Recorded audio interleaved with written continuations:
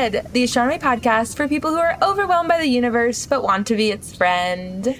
Aw, that's cute. And that's us. Hi, everyone. I'm Dr. Moiya McTier. I'm an astrophysicist, a folklorist, and a friend to the universe. We went shoe shopping over the weekend.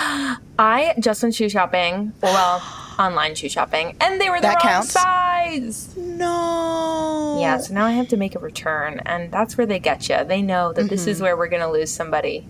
And they'll just keep the shoes. So true. Maybe the universe and I will be good enough friends one day that it can do the returns for me.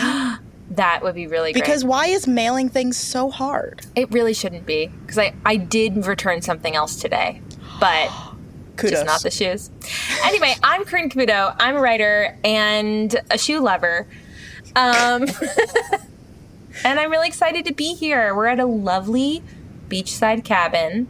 So there's seagulls, there's bugs, and there's the ocean, which is one of the most soothing things there, I think, unless you stare too hard. I don't think there's a problem if you stare too hard at the ocean. It's not like the sun. If I look at the horizon too long of the ocean, I get... like psychologically dangerous. Yeah, I can see that.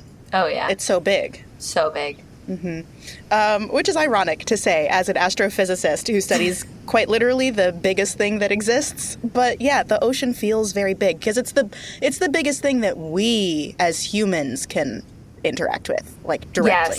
Yes. Yeah, it's scary. And that means it makes total sense that we would want to maybe disassociate a little bit, spend some time on our phones, maybe do some doom scrolling. That's what we're doing today at the beachside cabin. We are scrolling through our phones on social media, and anytime we see a post that looks a little interesting, we're going to tap the other on the shoulder and be like, hey, I found this cool thing. Look at what I saw. Love it. Like a seashell, but of digital posts. And then after this, we'll collect shiny things on the beach. Oh, I love that. Yeah, that's the perfect way to end a doom scrolling day. We're doing this because it's hot. It's afternoon, right? Like, we don't want to be out on the beach at this time. No. This is when you stay inside and protect your skin. Yes. Yeah, Corinne. Definitely. All right, then let's get into it. I love it. I found something. Okay.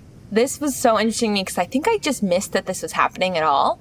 But the first crew health and performance exploration analog, shortened to CHAPEA, or CHAPEA? CHAPEA. It's a mission that was like simulating a trip to Mars. And for the last year, or 387 days, 4 crew members have been living in this 3D printed habitat since June 25th, 2023. They've been there. And in early July, they left. Their mission ended. There were 4 crew members. There was a commander, engineer, medic, scientist. Okay.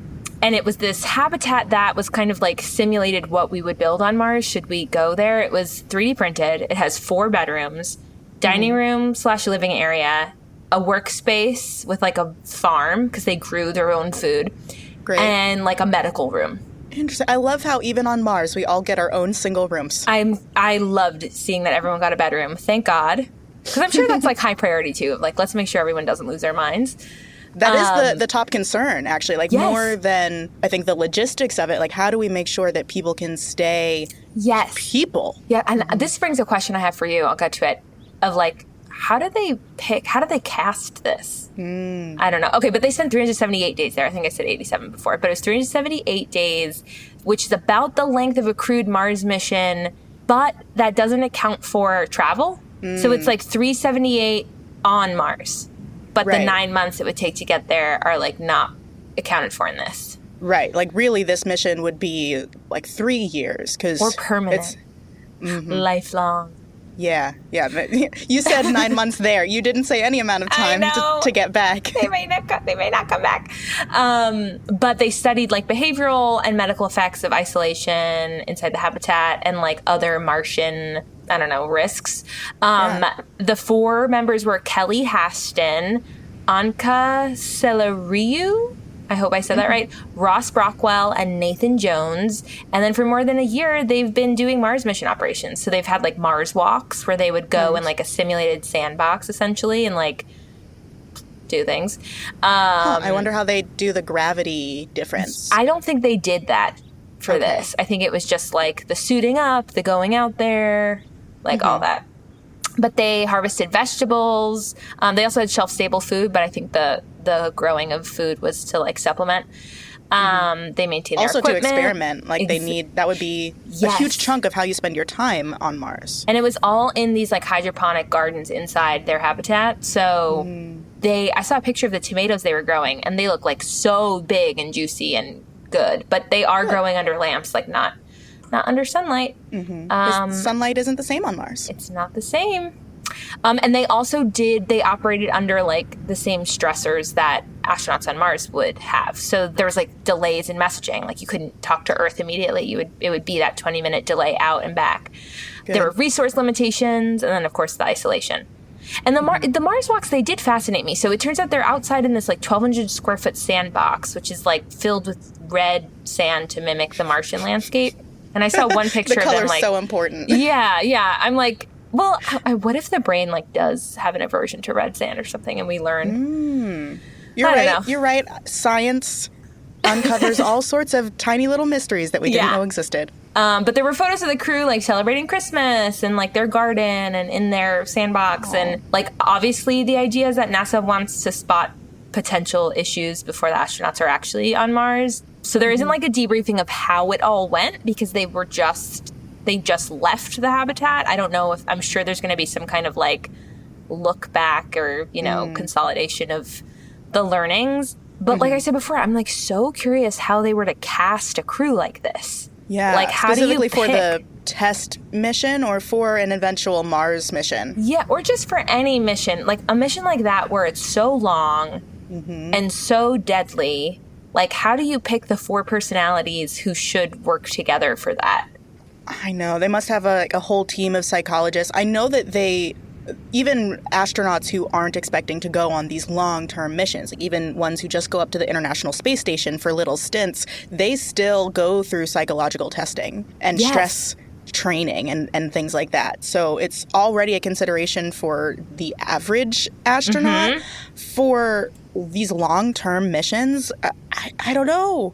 The screening must be a lot more intense. I'm sure they're selecting for people who have qualities like mental constitution and fortitude and stuff like that. Like a high constitution modifier for all my cool D&D friends. But I'm sure also, like, their personalities need to match each other. Like, or not match, but, like, complement each other. So, like, maybe you score higher in this other thing, which is perfect because I scored low there. Or, like, I'm just so curious how, like, what the chemistry test for these people is, if any. The on-screen chemistry reading. Like, yeah, there's got to be something like that. Like, we're doing that for our movies. We're probably doing that for, like, our reality shows. Maybe they're bringing in reality producers to be like, do you think these people would cause drama or no drama? Oh, I mean, no one knows the human psyche better than a reality TV show producer. Yeah, you'd think, right? Interesting. But NASA's gonna do this again. So they put a call out in this past spring. The applications did close, but there's gonna be another simulated year-long Mars surface mission, quote unquote. I think it's scheduled to kick off spring 2025. Okay. So everyone, we have some time, and they'll probably do it again. I don't know. Keep an eye on applications for the 3rd mission of this. This is specifically a NASA Yes, this was a NASA mission. Because I know other organizations have done their own Mars mission simulations. So yes, there was that podcast, The Habitat, that came out years ago. Yeah. Yeah, there was that. We talked to Serafina Nance about her book several episodes ago, but she's also done one of these analog astronaut missions. So they're happening all the time. So if it's something you'd be interested in, listeners, check it out. Corinne, I know we missed the deadline, but if you had known about this in time, would you have applied? I might have applied knowing it's on Earth. I would never do it if it was an actual Martian trip. And I think I wouldn't really do it on Earth either. I wouldn't be opposed to it, but I think it's like, okay, do I want to give up a year of my life? Well, let me think of what I was planning on doing in the next year. Right. And if I'm willing to push this all back, it feels like a gap year. It's like, am I willing to take a gap year right now?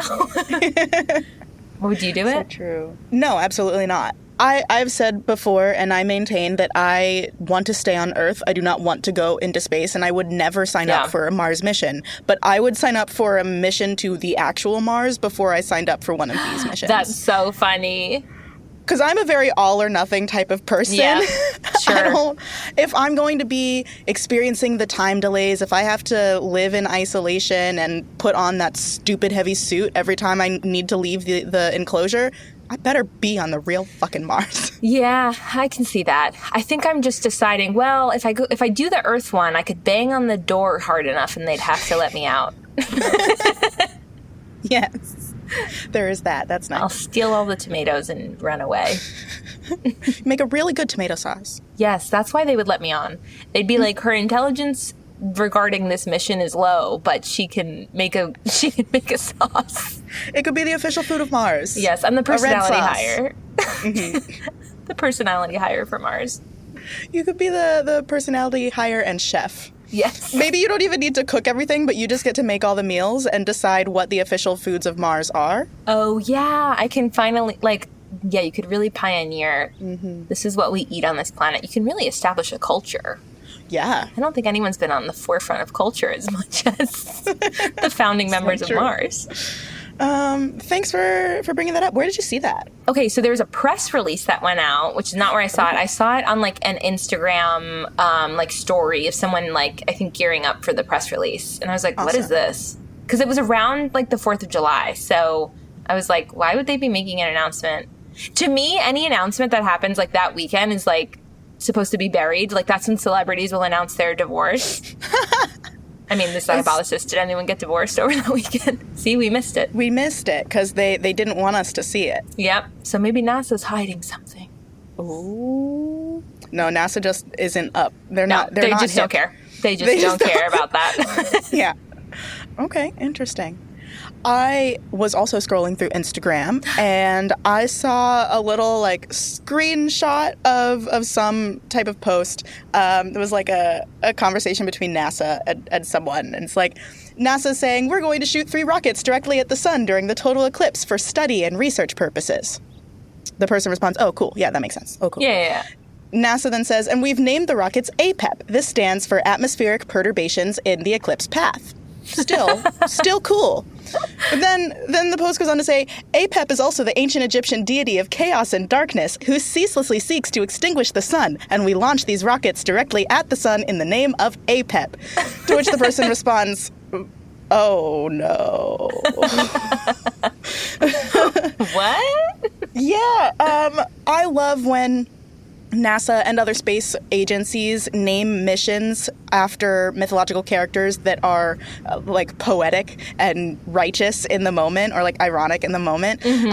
So NASA's atmospheric perturbations in the eclipse path mission is a project that's meant to study temperature changes in Earth's upper atmosphere during eclipses, and they've now done this a couple of times. They launched APEP-1 in October of 2023 when the U.S. saw an annular or a partial solar eclipse, and then again in April of 2024 when we saw the total solar eclipse moving across the U.S.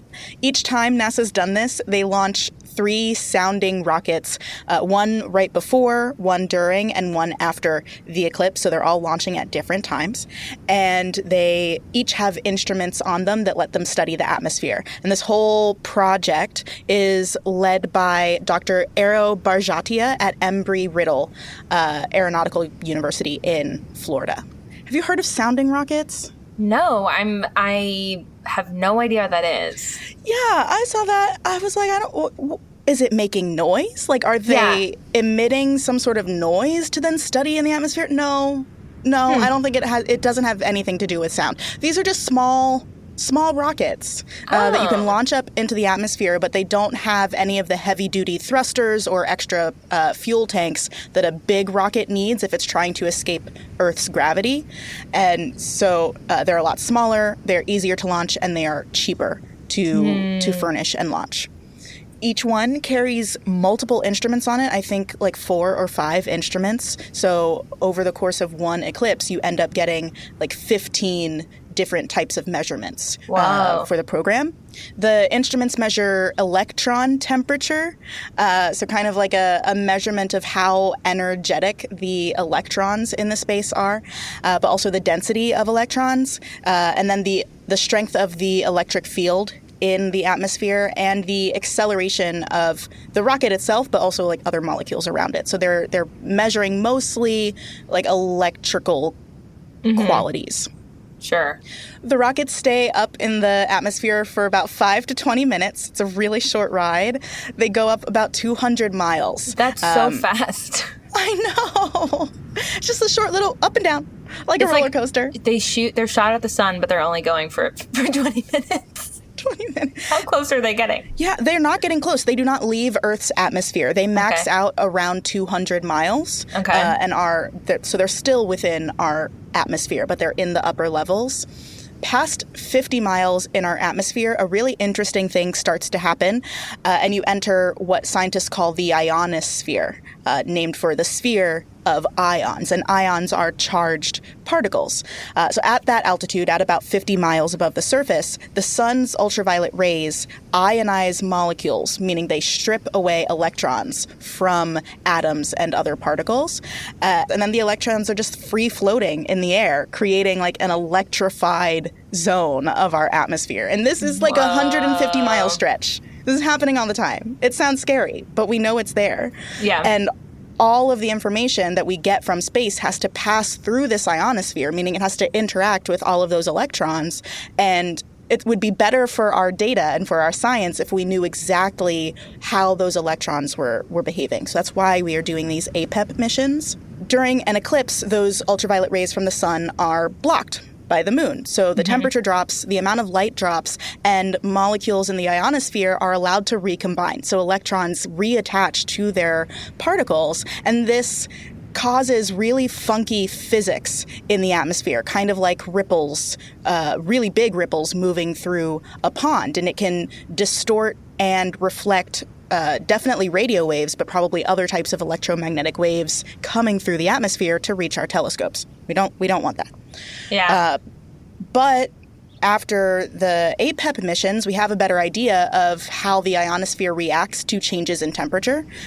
Sometimes it's an eclipse that causes that change in temperature, but also just like the night-day cycle, or maybe some clouds, or the differences in the season when you have less exposure to direct sunlight. So there are a lot of things that could make this effect bigger or smaller over time, and now we understand the effect better. Cool. Yeah. The APEP mission is making me think of, I wasn't aware of that deity before this. But it is so funny. I saw a comment on this post of like how we name things in this world, where NASA will call something like the Space Launch System, which is just literal, or we'll call it APEP, which has so many meanings. I know. Yeah, for those of you who aren't super familiar with Egyptian mythology, APEP, or sometimes Apophis, so if you're a fan of Stargate, that character Apophis is the same character, APEP. This is the Egyptian deity of chaos, darkness, and destruction, and is presented as being opposed, like the opposite, to Ra, who is the sun god, who in especially later periods of ancient Egypt was kind of the top of the pantheon, responsible for maintaining the universe and its order.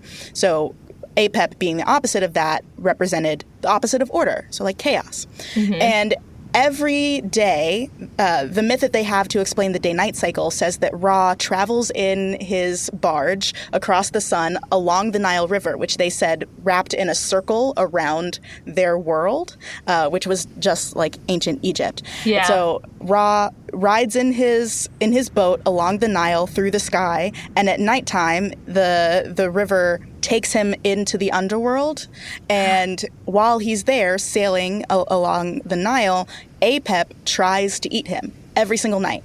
And normally he fails. Normally he can't catch Ra, or Ra fights him off or something.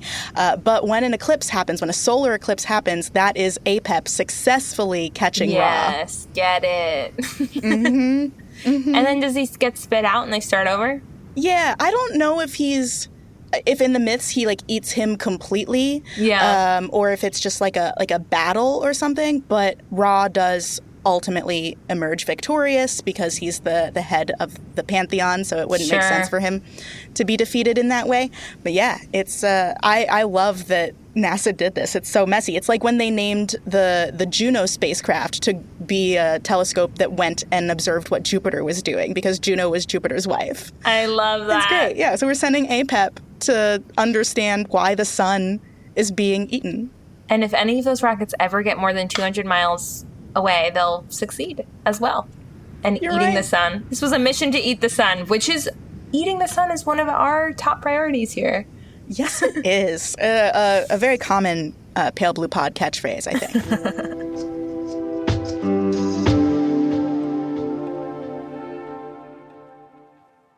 Hey, it's Corinne with some really fun announcements and show recs. I have a exciting new show for you, Wow If True. It's your one-stop internet culture shop explaining how what's happening online shapes the real world. Internet experts and real-life besties are here to unravel it for us. We have tech culture journalist Amanda Silberling and science fiction author/attorney Isabel J. Kim Esquire. More importantly, they're the only podcast that will mention Neopets and horizontal mergers in the same episode.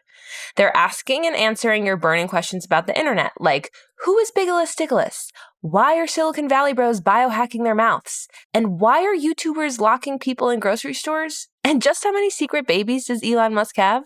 Elon has so many secret babies. So check out Wow If True, wherever on the internet you find your podcasts. New episodes come out every other Wednesday. And now to thank our patrons. Our Sun-like stars, as always, thank you, Lissa, Scott Reynolds, Ian O'Leary, Augustin, Tom T, and our latest star, Ocean. And of course, you, listener, can support us, hear your name on the show, make it to our Patreon star chart, all by supporting us on Patreon for just about $1 per episode. And if you sign up for an annual membership, you get a 13% discount. Find the star chart, Patreon info, and more at our website, palebluepod.com, or by going right to patreon.com/palebluepod. And if you can't support us financially, that's cool. No problem. We love you so much. You can support us by reviewing the show on whatever app you use and sharing it with your friends. Okay. Love you. Bye. Okay, I do have another one. Yay. I saw a tweet that said Elon Musk is going to destroy the International Space Station.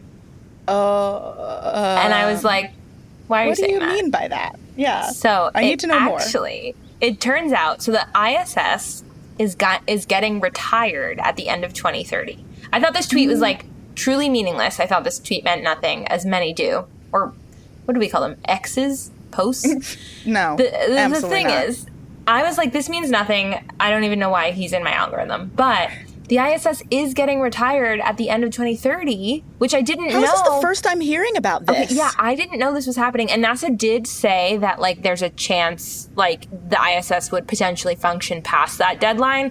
And we've talked about so many missions that have gone on, like, decades longer than the original plan. But we do know that, like, Russia's going to stop using it before that, I think was something I read. But, yeah, the ISS is getting retired. And it's nearly 1 million pounds in 250 miles above us. And for some reason, they don't want to let it drift aimlessly in space, which I get. There's already enough space junk up there. So much. So NASA has awarded SpaceX this bid to destroy it. So in a way, Elon Musk is going to destroy the ISS, but really it was a commission, I guess. So NASA awarded Elon Musk's company, the contract's worth $843 million.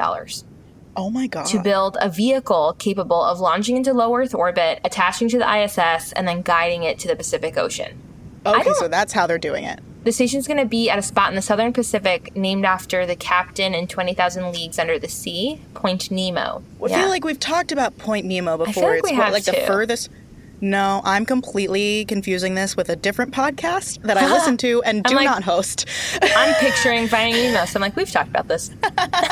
That's the point in the ocean that is furthest away from any land. Yes, you're completely right. It's 1,550 miles from the nearest piece of land. It has become known as the spacecraft graveyard. Yes, because if you try to aim for that spot, then you're less likely to accidentally hit land. Yeah. This is such a sad headline. This is the space graveyard where the International Space Station will be buried. Oh, that's so sad. We're gonna have to do like a little ceremony I know. It's a while away yet. Yeah, it's far away. But SpaceX got awarded the project, and it's worth a ton of money. And they're going to build this machine that's going to take it down. And though the station's international partners, like Russia and the other countries that also use ISS, they all agreed that 2030 will mark the end of its funding. Mm-hmm. And Russia's is planning to leave by 2028. Okay. But That's NASA did so say sad. it might function past that. It's really sad to me because I just assumed that we would use that forever. I never thought it would end. Why would we end that? It? Yeah, because I don't know. We want to continue to have a presence up there. The experiments are still really useful. It's a good launching pad, potentially. Are they trying to replace it with something else? It didn't say. Huh. It didn't say. I wonder. I'll bet it's one of those like, well, we're going to start focusing on the moon, the Mars, something like that. Yeah. But I really don't want to see Elon Musk destroy it. I like it up there. Mm-hmm.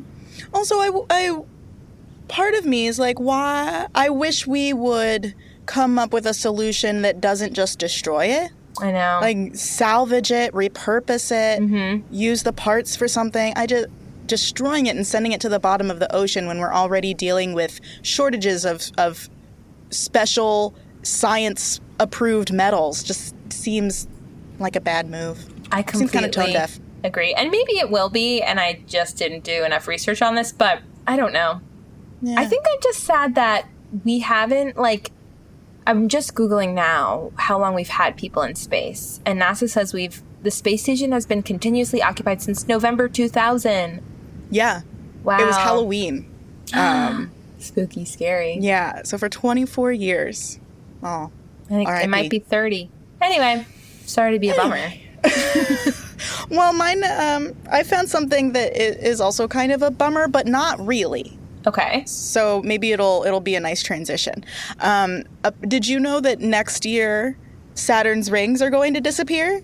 What? Yeah. That's iconic. They can't go. That's like how I know what it is. How can you tell them apart if you can't see the rings? I saw this in an Instagram reel from the Museum of Science in Boston. One of their planetarium educators, Talia Sapersky, was presenting this video talking about how the rings of Saturn are not actually going to physically disappear. The rings will still be there. But from our perspective, it will look like they disappear in March of 2025. Like more than just that day. It'll be like forever. For months. For months. For months, we will not be able to see the rings of Saturn, and this is not a big deal. The rings are fine. It's just a consequence of Saturn's tilt and the shape of the rings themselves. Mm-hmm. If you remember from our Saturn episode, if you don't, go back and listen to it, but the planet orbits the sun every roughly 29 years. That's why Saturn's return is every 27 to 30 years. And it has a tilt of about 27 degrees from straight up and down. So it's tilted towards the sun by 27 degrees. So from our perspective, when we're looking at Saturn over the course of its orbit, it does look like the rings kind of oscillate. They bounce back and forth between positive 27 degrees and negative 27 degrees. And we can, there's the part where it's at about 0 degrees where we can't see it. Oh, because it of course. Looks flat to us. Yeah, it's what astronomers call an edge-on view, where you're looking at everything from the side. And because the rings are so thin, when they turn to the side, we can't see them. The rings are almost 200,000 miles across in diameter. They're wider than the planet itself, but they're really thin. They're less than a football field or football pitch thin. It works for American or rest of the world football. It's really thin. And so when they turn to the side, they're invisible, like Scooby-Doo and Shaggy hiding behind a pole. Sure. And this will last a couple of months. It's going to fluctuate. So in March, we really won't be able to see them. And then they'll be gone for a couple of months, but we'll slowly start to see them come back. And then they'll disappear again in November. And then they will get visible again from that.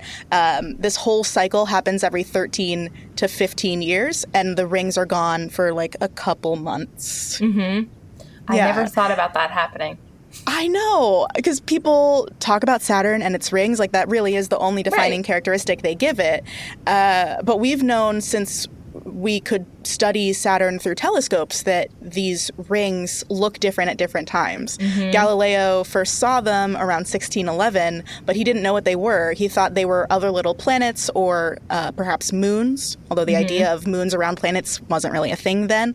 So he thought they were moons or other little bodies, but they kept changing their appearance as he was observing them. So he observed them over a few months, and sometimes it would look like there were two little blobs on either side of Saturn. Sometimes the blobs would completely disappear, and it took a lot more observation to realize that they were rings, that they were these features that are coming in and out of view as their angle or orientation changes. Wow. Yeah, this is just a thing that happens. I'm going to miss them. Yeah. I've never looked at them before. I feel like there should be some, like, cultural practice or some story or something, some folklore around the rings of Saturn disappearing, because it is a visible planet. Yeah. But we can't see the rings with our naked eyes, so there wouldn't be, like, ancient folklore about it.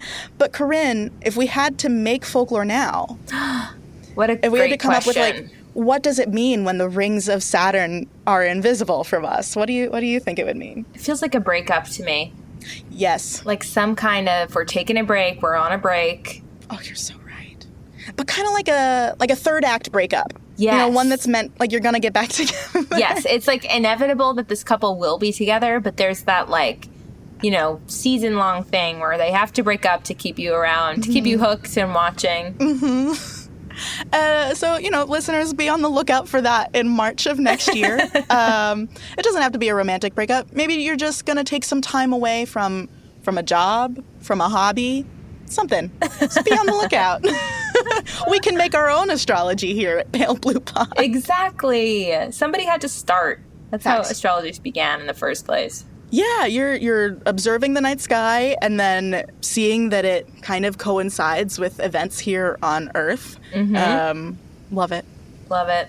All right, I have one little one, which is because the headline of this made me laugh. I was looking up just the news, which I should stop doing because it's dark. But this one made me giggle.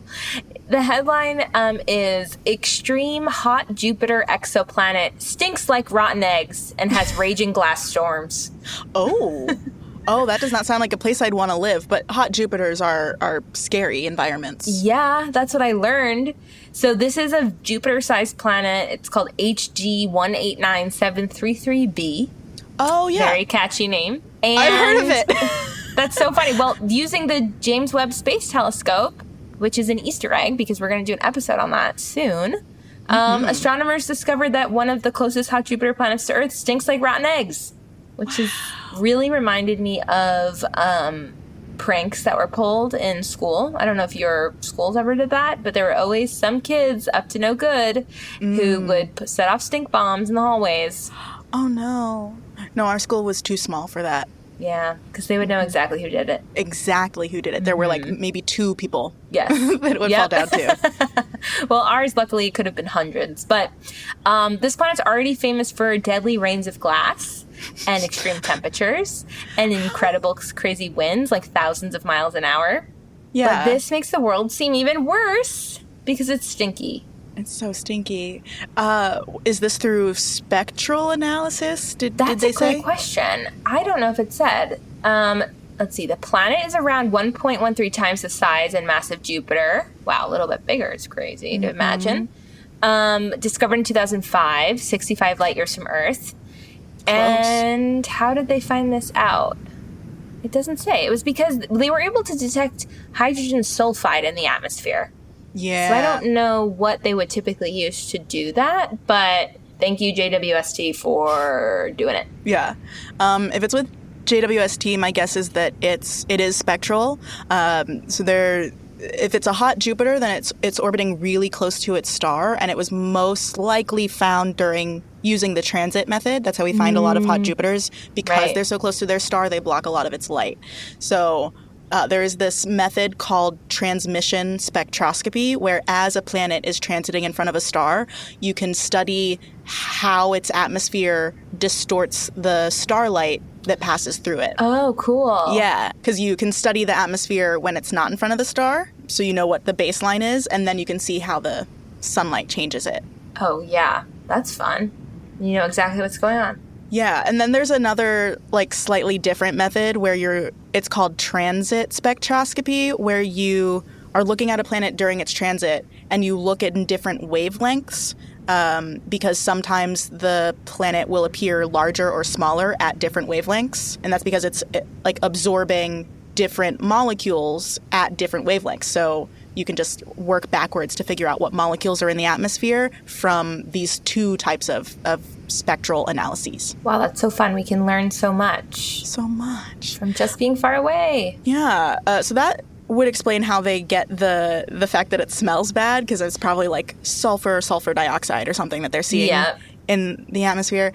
For the raining glass. Apparently that they already knew. But that's really intriguing to me. Yeah, but those types of headlines, when you see something like this planet rains diamonds or it rains glass or something, those are not real things that we have observed. I want everyone to know that going forward.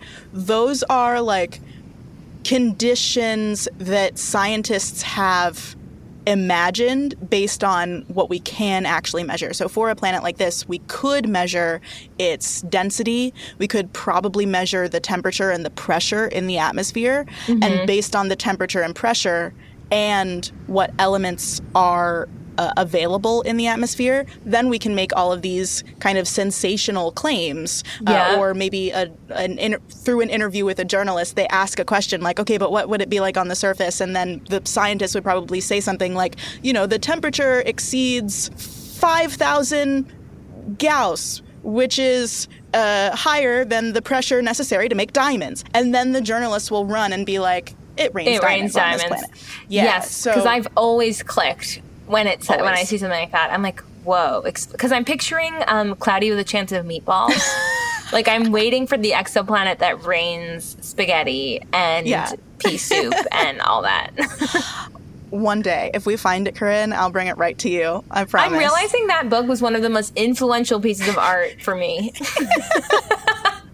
And I hate the point where things go wrong. They couldn't just live in the happiness of it rains food. Oh, I've never seen it. Do they try to fix it and make it stop raining food? I forget what happens in the movie, and I'm also forgetting what happens in the book, but I'm just remembering the beginning of the book when it starts to happen, how fantastic it is. But then a huge pancake lands on the school, and kids can't go to school. That also sounds fantastic. And then suddenly it's like way too much food, and I don't know how they undo it or stop it. They must stop it. But what a world.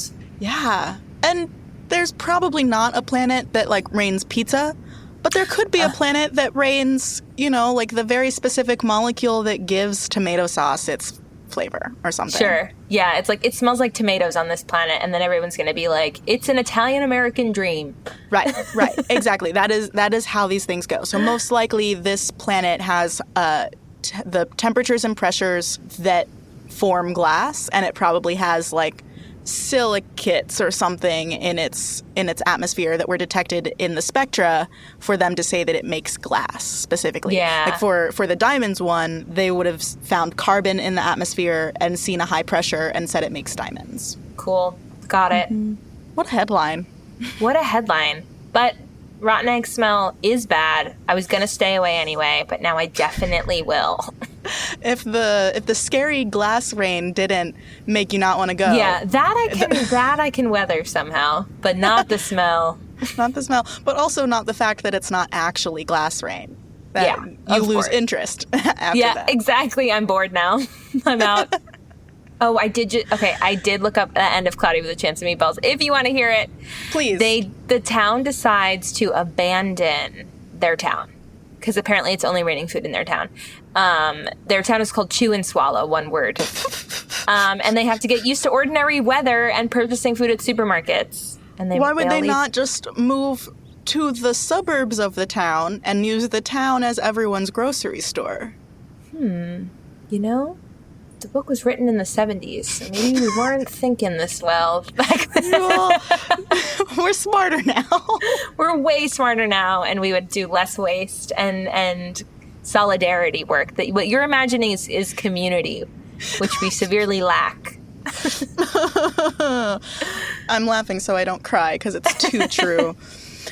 Although, I did find a post that it kind of warms my heart in terms of community. Yay. Shows that there are some places in the world where community is being built, specifically the community of Black astronomers around the world and in the diaspora. And so it's kind of cheating to say I found this post because I was there when this post was born.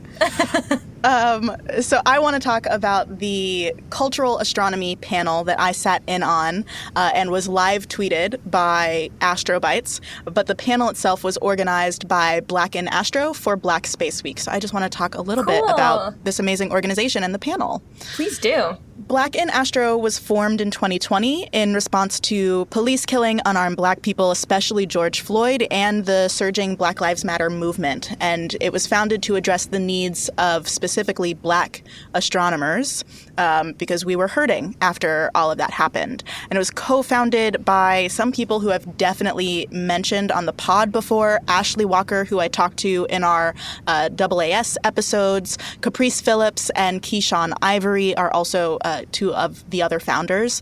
I've talked about Black in Astro on that episode with Dr. Nicole Cabrera Salazar, who does a lot of work on the human side of astronomy. But Nicole is not Black and is not directly involved with Black in Astro.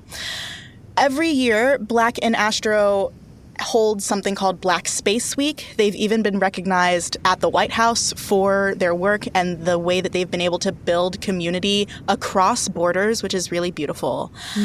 So they've been doing Black Space Week every year. This year, in 2024, they had a whole schedule of events. It started with some virtual mixers for networking and kind of like career learning opportunities. They had some interviews, they had some mixers with advanced scientists who are further along in their careers and science communicators so the early career people can meet them and learn from them and be inspired. I love that. I know, because like that is how you build community, by offering opportunities for people from different walks of life to meet and be inspired by each other. It's beautiful. Yes. They also had different student research showcases. So they had a place where undergrad students could present their research and one for graduate students. And they offered prizes. So the best research presenter won an award and got featured on the Black in Astro sites and social pages and everything, which is amazing. And they had panels on Afrofuturism and space humanities, which is like things like space law and space policy and the psychology of space, kind of like what we were talking about earlier with these long-form missions and how it interacts with people's psyches. There's a very human side of space travel and research that doesn't often get talked about. Cool. And I was on the panel about cultural astronomy, where we were discussing how different cultures view the sky and what lessons we now can take away from differing philosophies that we see throughout time. I was on the panel with Dr. Tana Joseph and Dr. Tsiamisho Makwela, who are both astronomers in South Africa. Dr. Joseph does so much work with kind of decolonizing the whole community of astronomy and trying to remove practices and infrastructure that is built on a colonial framework and with a colonial mindset. And Dr. Makwela does a lot of work with the moon and a lot of like outreach work. So it was really great to hear their perspectives. During the panel, we discussed some of our favorite space myths. And I didn't even get to say mine. One of them took it. Which is great because, honestly, my favorite myth about the Milky Way is from the Khoisan people of southern Africa, so I would rather they talk about it than me. I learned the story when I was in South Africa in 2019, so yes, of course they should say it. But for those of you who aren't familiar, that story is that a young little Khoisan girl, the Khoisan people are from like Zimbabwe, South Africa, and that general region. this little Khoisan girl was dancing around a bonfire one night early in the universe when there weren't any lights in the night sky. And after she was dancing, she got really hungry and tired, wanted to go home, but couldn't figure out how to get there. And so this little girl takes some of the embers from the fire, throws them up into the sky, and that becomes the path of the Milky Way that we see. Oh, Absolutely love that story. That. And that is how the Milky Way kind of looks. Mm-hmm. Like, yeah. aww. Yeah.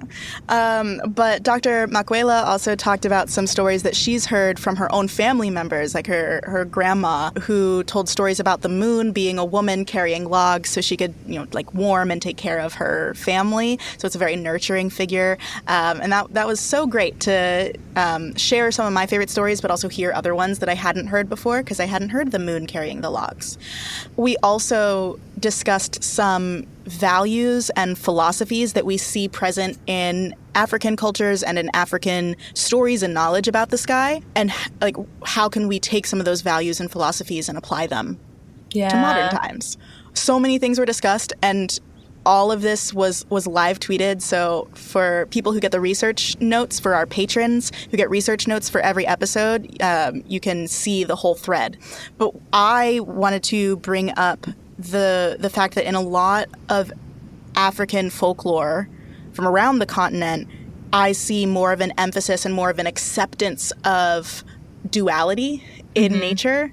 Like the idea that figures can be both masculine and feminine at the same time. Yeah. The idea that things can be good and evil, and it like doesn't have to be black and white. Those are really common themes in African folklore. And it leads to a lot of great things. Like traditionally, queerness was much more accepted. Yeah. Women being in power, much more accepted. So I think those are values we could embrace more. That's so important. Right? Like, I think that I, for so long, was not that I was a binary thinker, but I think, like, so many children's stories are, like, good, like, the good guy, the villain. And, like, when my brain finally... I don't know, as you grow up and through adolescence, you're like, oh my God, people can be complicated. And I think that's so important to understand everyone around you, everybody you love and everybody you don't. And it's so important. So true. Yeah. I also brought up the idea of more sustainable mindsets and frameworks. Like, there are several cultures, especially in the Southern Hemisphere, who make constellations from both light and darkness. Like, they'll have stellar constellations, but they'll also see shapes in dark voids in the Milky Way. Yeah. And just the idea of making meaning from both the light and the darkness, to me, implies, in general, a more sustainable way of living, where you're really trying to gain value from everything around you, and you're not just dismissing something because it doesn't seem like you can use it, obviously. Right. I think that's great. And also it means that, like, the shiny thing doesn't have to be, like, the only meaningful thing there. Exactly. Also, along with the fact that this was for Black Space Week, pointing out that in the global north, we almost exclusively focus on the light parts of the sky culturally, and ignore the dark parts of the sky was really like a salient point. Yes, completely. Yeah. Oh, I love that, and I'm so happy you guys to be a part of that. I know this panel gave me life. It was on a Friday afternoon. I was exhausted going into it, but afterwards I was like, oh wow, no, I feel so much better. Yeah. After sitting here, and we also discussed the importance of Afrofuturistic fiction and stories through other cultural lenses and how we can learn from those. So again, bringing in the duality theme, bringing in just generally the idea that different cultures can have different narrative structures. And since we've been inundated with mostly like Western European narrative structures for hundreds of years, people are kind of tired of it and are craving something new, and stories based on other indigenous cultures or cultures from around the world in the global south that can kind of break up the monotony of the stories that we're used to. That's so great. Yeah. So I encourage everyone to look out for Black Space Week, which happens every June, usually the week during or after Juneteenth. So you'll know when it's going to happen next year. Cool. Yeah. It should be fun. And I'll probably be on a similar cultural astronomy panel next year because I did this last year. I think Dr. Joseph was also there. But it's a discussion that I think needs to happen every year. It's always going to be updated and new people need to be exposed to it. So yeah. That was some nice scrolling. I don't even think it was too doom and gloomy. I don't think it was either. We could keep looking for that if we want. Or we could go look for some seashells. Yes! There's so many shiny things, I'll bet. And we could skip rocks, which I don't know how to do, but maybe I'll learn. We can learn. I don't know either, but I feel like we can figure out the physics of it. Yeah, I think together we'll get there. I'll just throw them in the ocean. Who cares? It's fine. Even if you skipped it, it would never reach the other side anyway. Yep. I'm just excited to put my phone down. Okay, listeners, wherever you are, I hope you get your toes in the ocean and you put your phone away for a little while and you just enjoy the day and remember that you are space. Yeah, you are. Bye. Bye.